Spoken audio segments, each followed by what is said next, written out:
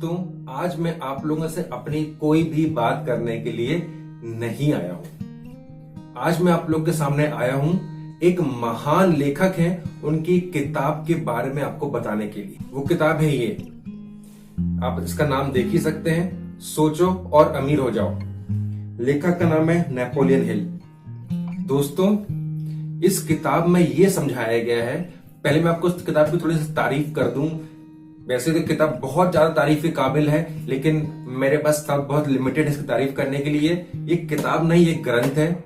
इस किताब ने न केवल भारत में, दुनिया के सभी हिस्सों में लोगों की इच्छाओं को पूरा करने का काम किया है। और जैसे हम नाम से समझ सकते हैं कि सोचो और अमीर हो जाओ, मेनली किताब लिखी गई है कि कैसे आप केवल सोच कर ही धनवान बन सकते हैं। ये इस किताब में समझाया गया है। लेकिन सिर्फ मैं आपको इस बात की गारंटी से कह सकता हूं कि सिर्फ धन को लेकर नहीं, आपने अपने जीवन में जो भी कल्पना की है, जो भी सोचा है, आप हर चीज इस किताब के नियम से चल के हासिल कर सकते हैं। ऐसे तो इस किताब में दोस्तों 15 चैप्टर है, और अगर मैंने 15 चैप्टर की समरी अगर आप लोग के लिए बना दी तो बाहर थंबनेल के टाइम स्लॉट देखकर ही आप लोग बोर हो जाओगे, क्योंकि कम से कम ये 2-3 घंटे की समरी हो जाएगी।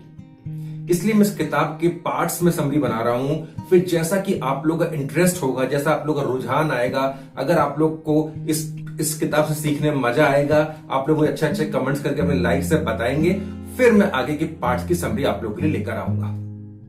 लेकिन इस किताब को शुरू करने से पहले बता दूं कि आपके मित्र का नाम आशीष सिंगौर है।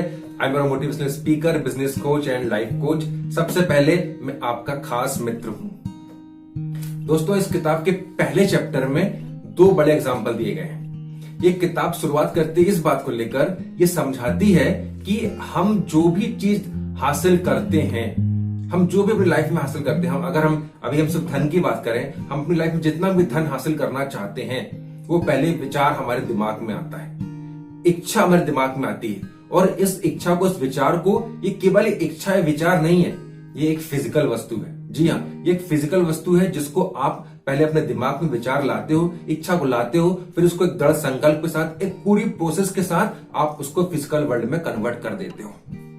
आपके आसपास जितने भी धनवान लोग बने हैं, पहले उन्होंने उस विचार को अपने दिमाग में लाया है और उसको फिर उन्होंने फिजिकल वर्ल्ड में कन्वर्ट किया है। अपने इस बात को समझाने के लिए लेखक नेपोलियन हिल जी ने हमें 2 एग्जाम्पल दिए। पहला एग्जाम्पल हमें देते हैं कि एक एडविन सी बार्न्स नामक व्यक्ति है, जो कि थॉमस एडिसन को आप जानते होंगे कि ये इस वीडियो में आपको जितना प्रकाश दिखाई दे रहा है, आप लोग अपने जिस मोबाइल में ये वीडियो देख रहे हैं, उसको जिस बैटरी को आपने जिस करंट से चार्ज किया है, या जिस प्रकाश में आप इस वीडियो को देख रहे हैं, वो प्रकाश थॉमस एडिसन जी ने ही बनाया है। और उनके साथ एक आम आदमी उनके बिजनेस पार्टनर बनने का सपना देखता है। ध्यान से सुनिए, उनके साथ उसे काम नहीं करना, वो उनका बिजनेस पार्टनर बनना चाहता है। और वो व्यक्ति जिसके पास थॉमस एडिसन जी से मिलने जाने के लिए पैसे तक नहीं है, वो किसी तरह जुगाड़ तोगाड़ करके एक मालगाड़ी में बैठकर थॉमस एडिसन जी के पास जाता है मिलने के लिए। और जब वो पहली बार थॉमस एडिसन जी से मिलता है तो उसकी हालत इतनी खस्ता थी, बाल बिखरे हुए हैं, कपड़े गंदे हो गए हैं। ऐसी स्थिति में एडिसन जी ने उसने काम तो दिया, लेकिन पहली बार में एडविन सी बार्न्स ने एडिसन जी का बिजनेस पार्टनर नहीं बन गया। पहली बार में उसे छोटा सा, बहुत ही मामूली सी वेतन पे काम मिला। और जब एडिसन जी ने पहली बार एडविन सी बार्न्स को देखा तो उनकी जो खस्ता हालत है, उसको देखकर उन्होंने काम नहीं दिया। उनके चेहरे पे जो तेज था, एडविन सी बार्न्स के चेहरे पे जो तेज था, उस तेज को देखकर उन्होंने काम दिया। अब उनके साथ काम करते करते करते एडिसन जी उनकी बार्न्स की प्रतिभा से परिचित होने लगे थे। अब एक समय ऐसा आया कि एडिसन जी ने एक एडिफोन बनाया। एडिफोन एक ऐसी मशीन होती है जिसमें कि हम अपनी आवाज रिकॉर्ड कर सकते हैं। उस एडिफोन को बेचने के लिए सेलर नहीं मिल रहे थे। सेलरों ने बोला कि ये बहुत ही मुश्किल काम है, हम इस मशीन को नहीं बेच पाएंगे, ये बहुत ही अच्छी मशीन नहीं है, इसको बेचने के लिए बहुत मेहनत लगेगी। इस प्रकार से सेलरों ने बोला। लेकिन एडविन सी बार्न्स ने इस बात को एक मौके की तरह लिया और उन्होंने थॉमस एडिसन जी से उस शहर का कॉन्ट्रैक्ट या टेंडर कहिए ले लिया कि मैं इस मशीन को यहां पे बेचूंगा। और उस मशीन को एडविन सी बार्न्स ने इतने अच्छे से बेचा कि थॉमस एडिसन जी ने पूरे राज्य में ही उस मशीन को बेचने का टेंडर उन्हें दे दिया। फिर क्या था, एडविन सी बार्न्स की निकल पड़ी। उस दिन के बाद से एडविन सी बार्न्स ने कभी पीछे मुड़ के नहीं देखा और बराबर से उनके हर जो भी थॉमस एडिसन जी ने नए नए आविष्कार किए उसके लिए बराबर से बिजनेस पार्टनर बने। और वो कहा जो व्यक्ति जीरो पे था वो व्यक्ति लाखों करोड़ों अरबों का आदमी बना और बहुत उन्हें नाम भी कमाया, फेमस भी हुए।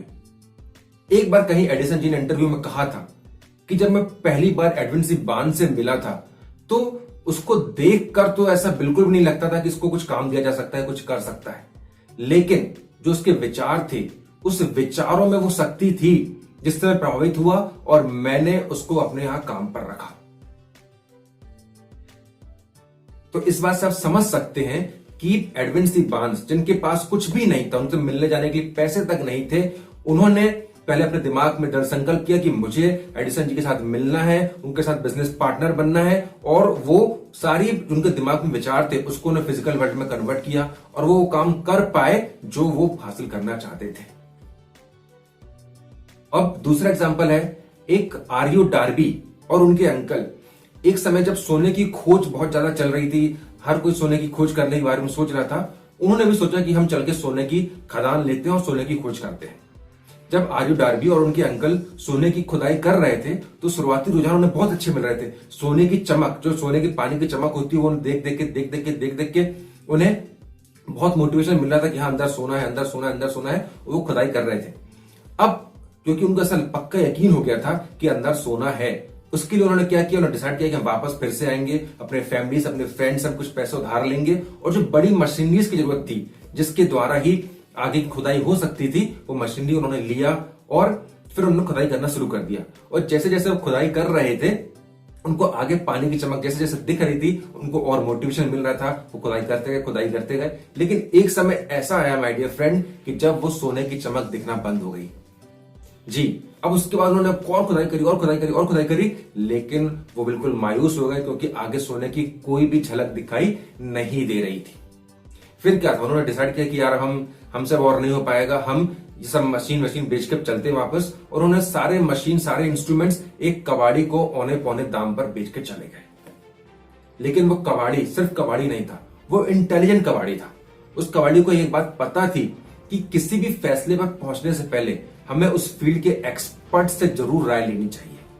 और उसने वही किया। उन्होंने एक इंजीनियर को बुलवाया और इंजीनियर से पूरी उसने जांच पड़ताल करवाई। तो इंजीनियर साहब ने कहा कि ऐसा होता है, सोने को जहां पे सोना खाद बहुत अकूत सोना वहां पर है, वहां पे सोना मिलने से पहले एक लाइन ऐसी आती है जो हमें ऐसा लगता है कि आगे सोना नहीं है, वो हमें भटकाने वाली लाइन ऐसी आती ही है।